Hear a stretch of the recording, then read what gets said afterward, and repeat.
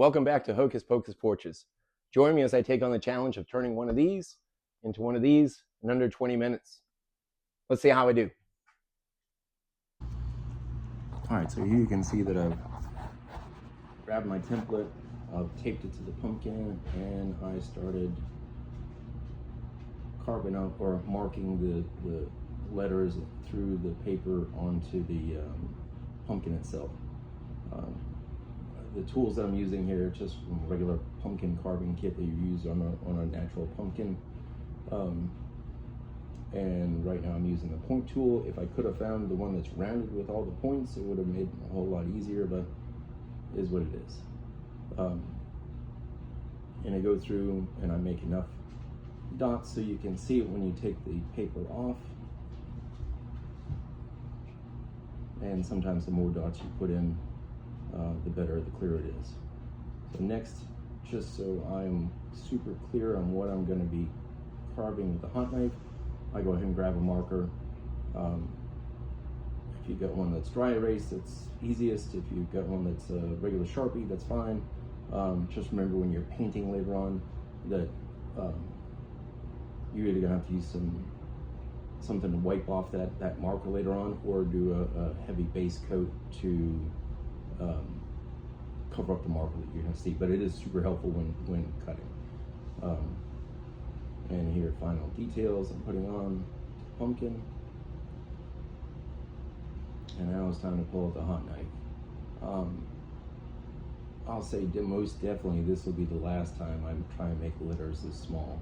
These letters were extremely hard to carve out at that size with the tools that I have. I'm sure if I had a different kind of a hot knife, maybe it would have gone better, but it was extremely difficult and I won't be doing that again. But take your time. When you're carving out your pumpkins, always go with the smallest thing or the most detailed part first, and then you carve out the larger blocks. As you'll see, I'll do that cauldron last. Just for stability of the pumpkin. You want to, because sometimes when you're doing those smaller items, you might be leaning in on the pumpkin a little bit more, and I think that's similar best practices as you would have with doing carving of a live pumpkin, real pumpkin as well.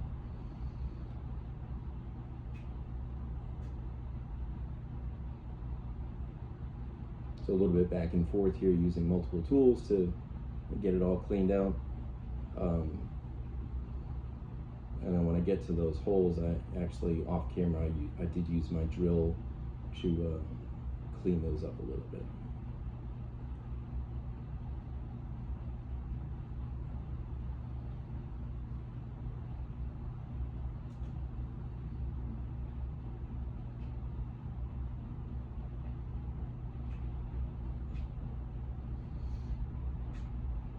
So again, just going from smallest to largest, finish the words, finish the circles, now moved up to the hat, and then finally we're going to move down to the cauldron itself.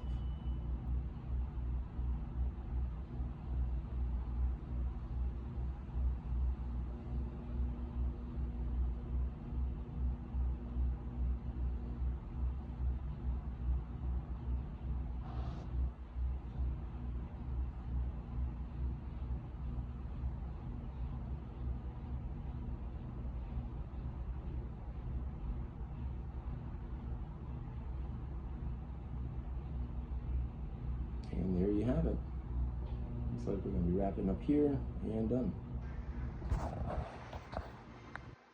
All right, so this step we're going to create an armature so we can add the stem on afterwards. So it's a regular piece of wire. I folded it in half. I connected one end into my drill here. And then you'll see in a second I grab the other end with a pair of pliers. You could use a vise, you could use whatever you want to hold the other end. It's just got to be strong. And then you turn the drill on, and it spins the wire really tight and makes it twice as strong because you have twice as much wire there. You can see there, I try and show it. It's hard to see, but you'll see in a second when I hold it up against my hand that it does a nice job of it really quick. So it's nice and tight. It does create a loop in the end that you can squish with pliers if you want. And the other end I heat up with a lighter, and it goes into the foam pretty easily. I then bend the wire in the shape that I'm looking for, and now here I'm adding tin foil on to give it some bulk and some size. I've never tried putting the clay on with a straight stem and then bending it afterwards. Maybe the next time I make a pumpkin I'll try that, because that would be easier to get the clay on there. But I've always done the shape first, and then I put the clay on to match the shape. This is epoxy clay, so it's two different containers. You kind of mix together, you wait a few seconds and a few minutes, then you can use it just like clay. Something I learned this round, especially with this one, is that you can wet your fingers and really work it in like normal clay and really smooth it out and make it look natural, going from pumpkin to stem or from different pieces of clay to different additional pieces of clay. And then once I got done with the very top, I started adding some detail here. You'll see in a second, of making it look like it's twisted, even accentuating that twist a little bit more, to really sell the fact that it was a live pumpkin that was growing, maybe tormented and out in some patch somewhere.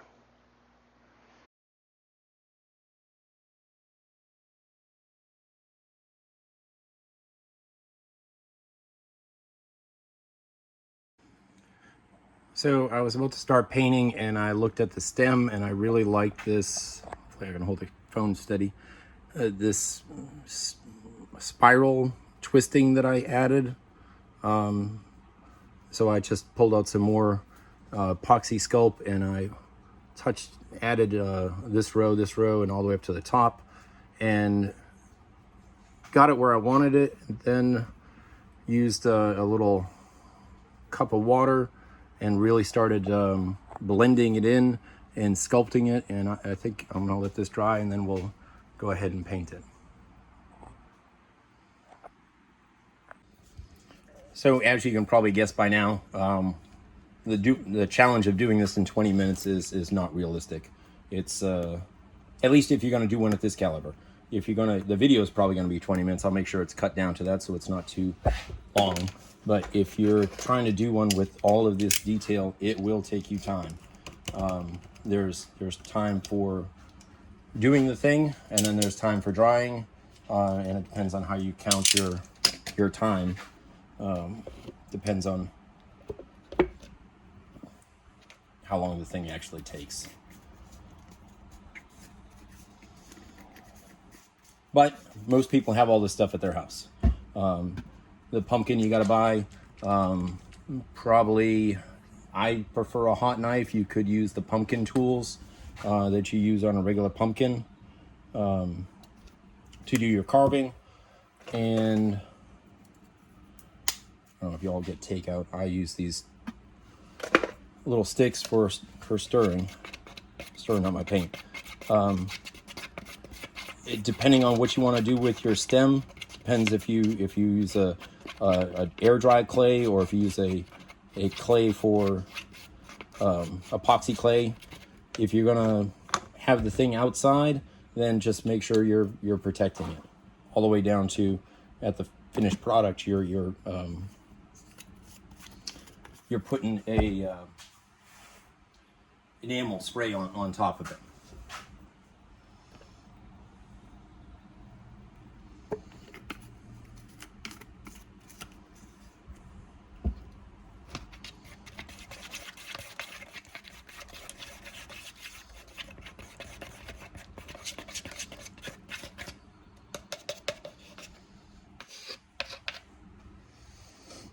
And this layer, we're gonna just cover everything but the stem. And I am gonna go a little darker than that.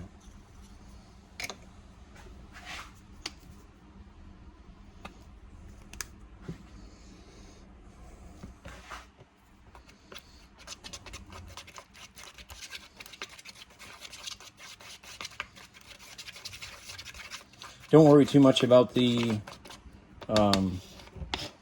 brush strokes at this time.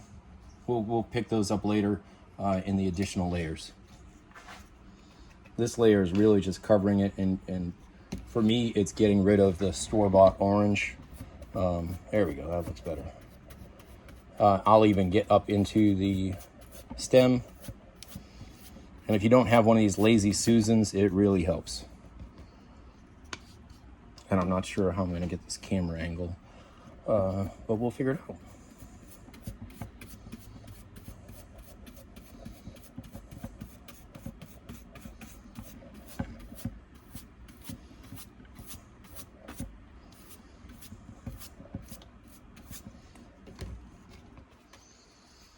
And I guess you could just leave it this color, paint the stem and be done with it. Maybe even give it some highlights, some quick characteristics instead of repainting the entire pumpkin. It's just something that I have done the entire time. I will try and actually get rid of that white there too. I don't know. It is something that I have done over the years, so I will probably continue that habit.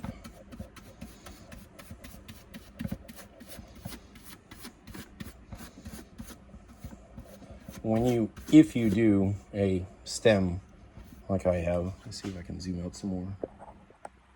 No, that's it. If you do a stem like I have, try your best to get out all of your seams. Any seam that is in there will show up when you paint. Paint is really thin, so any flaws, any characteristics that you did not want, it's going to be hard to hide with your paint. I've never tried sanding the epoxy clay. I imagine you could.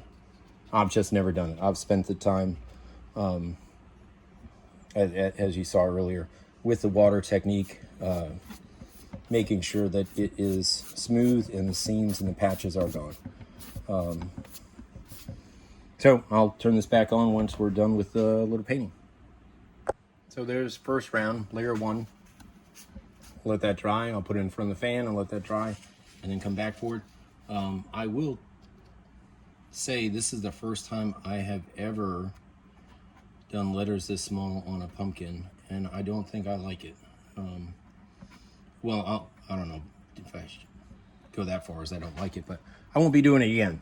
I will definitely make much bigger letters and stay away from that kind of stuff, because it was extremely hard to carve, and it was extremely difficult to paint and get in there. Anywho, we'll give that some time to dry, and then we'll come back with a lighter layer to lighten it up some, and we'll just do the ridges. And I'll show you what my latest technique, my latest technique is on that.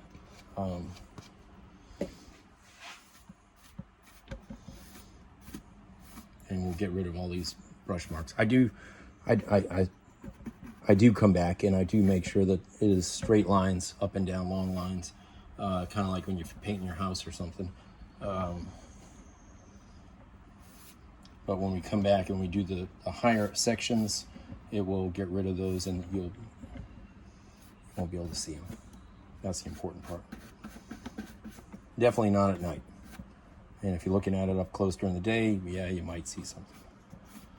But we try to be as good as we can.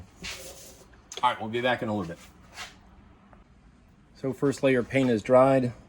I mixed up a little bit of the previous paint with some yellow and orange to make it a little bit lighter. And now I'm using a sponge to dab and fill in the high spots, so not the lines going up and down here. We want to definitely, and if you think about what a pumpkin looks like, it's brighter up at the top and it gets darker as it goes down. So definitely want to highlight the top areas and then stop fading it out as we get towards the bottom. And I just dab it on here, a little bit random. Sometimes I'll smooth it out to get a nice coating.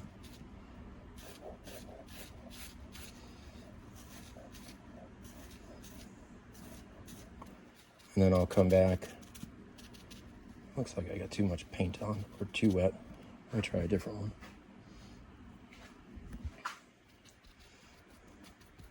Yeah, it's better, a little bit drier.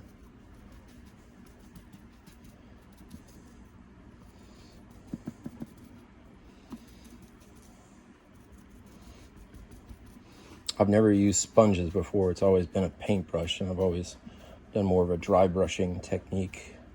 And I guess I'm kind of mixing the sponge and dry brushing to get the top layers and be a little bit random about it. And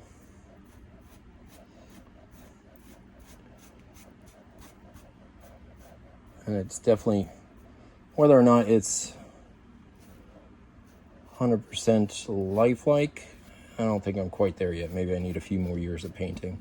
But it definitely gives the layers. It shows off the different colors of paint.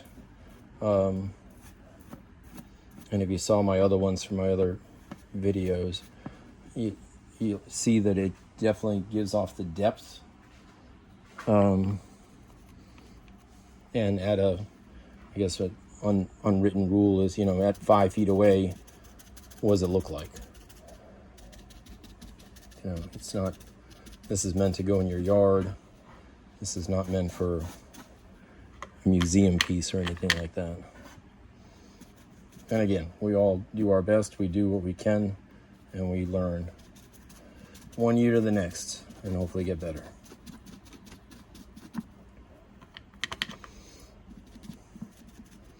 Most important thing is getting in some different colors to make it look more lifelike, give it some depth, have those ridges pop out,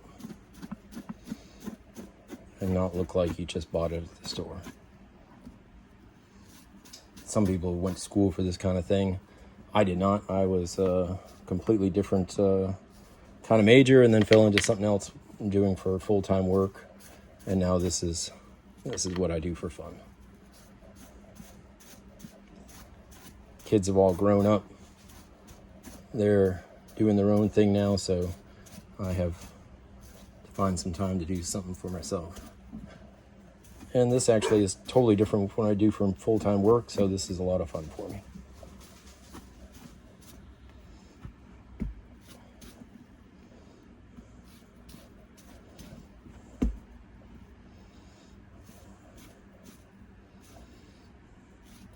And if y'all know how to do this, if you got any comments on how to do this better, please drop them in there. Would always always about learning more. I do like to highlight certain things, so I will lighten up these. This is supposed to be fire for the kettle here, for the cauldron, so I am going to light those up a little bit more, and I'll probably do some yellow next round.